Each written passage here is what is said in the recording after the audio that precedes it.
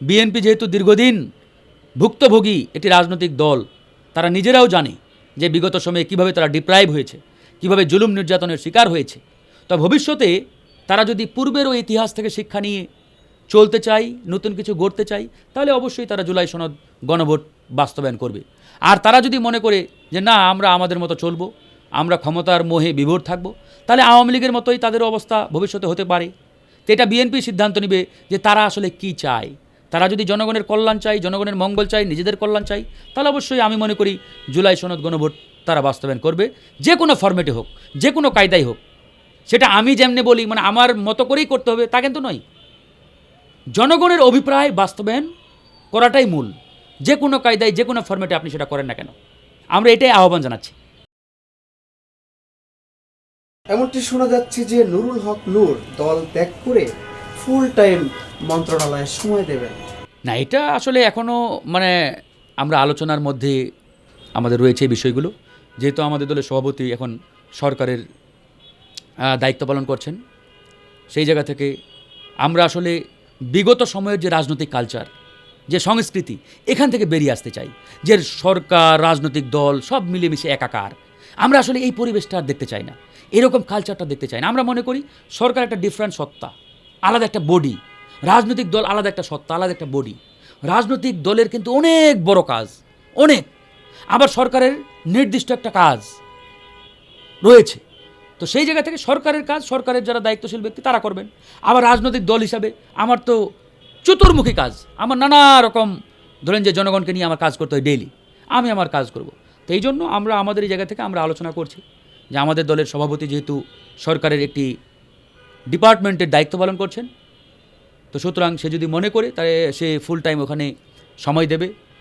সুতরাং আমরা সব কিছু বিবেচনা করে একটা সুন্দর রাজনৈতিক কাঠামোর মধ্য দিয়ে আমরা এই বিষয়টি সুরাহা করব।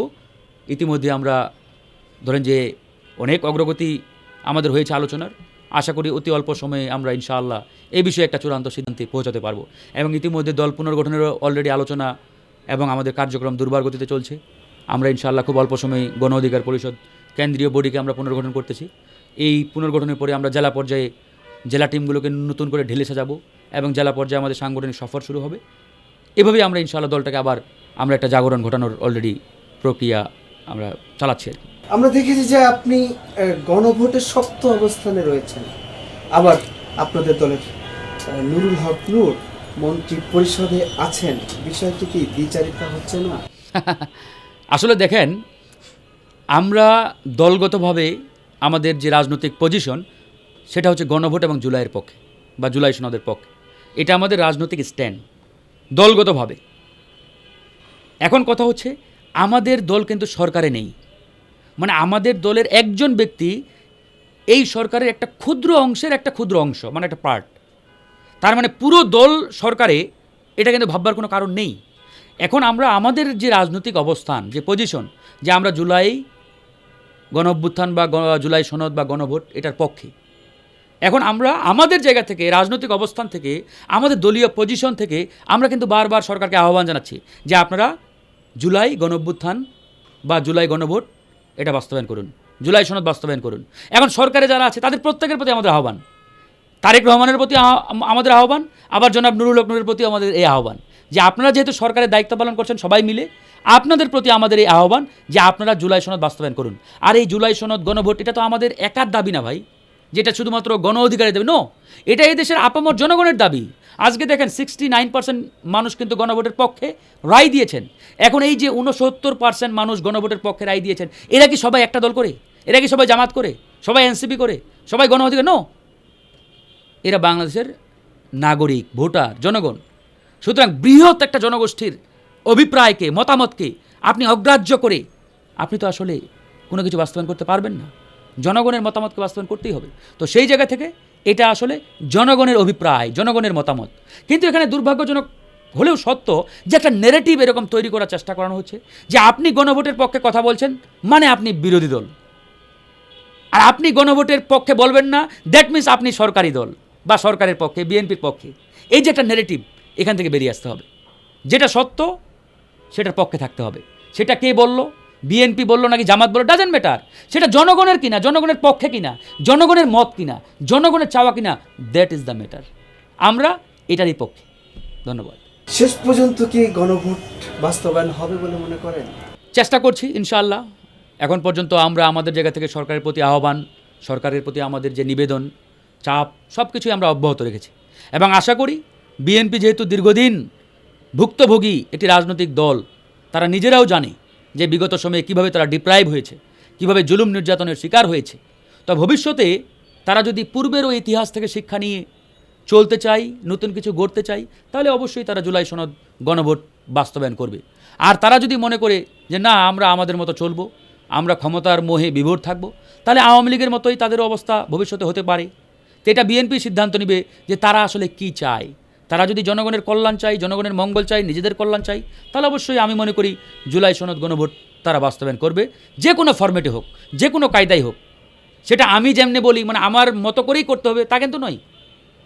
জনগণের অভিপ্রায় বাস্তবায়ন করাটাই মূল।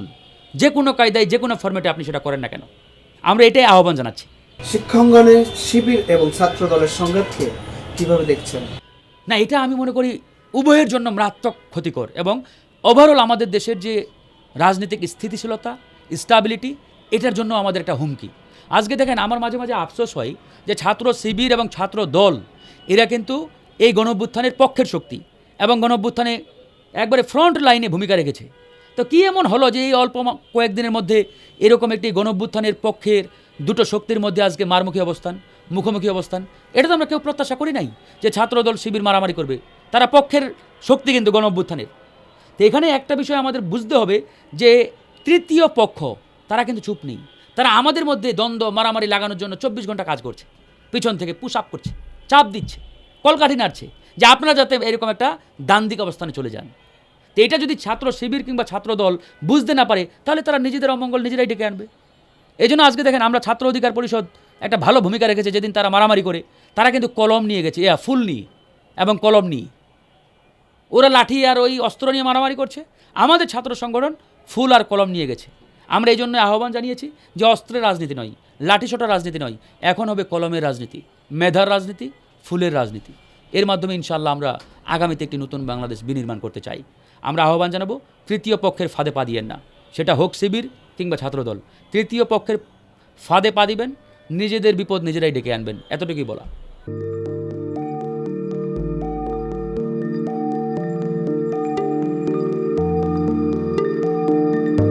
পহেলা জানুয়ারি 2026 ইউটিউব জার্নালিজমের অগ্রদূত changeTV.press সংগ্রাম মুখর 7 বছর পেরিয়ে পা রাখলো গৌরবান্বিত 8 বছরে। এই আনন্দ প্রহরে সবাইকে নিরন্তর শুভেচ্ছা। আমি নিজেকে ধন্যবাদ মনে করি, আমি সৌভাগ্যবান। চেঞ্জ টিভির পক্ষ থেকে আমার সাক্ষাৎকার নেওয়ার জন্য তারা আসছেন এবং চেঞ্জ টিভি দীর্ঘ 8 বছর ধরে এই কাজগুলি করছে। আমি তারা অনেক ভালো কাজ করেছেন, দেশের মানুষের সুখ দুঃখের কথা প্রত্যক্ষ তুলে ধরছেন। আমার আশা থাকবে চেঞ্জ টিভি সামনের দিকে উত্তরোত্তর আরো সমৃদ্ধ হবে।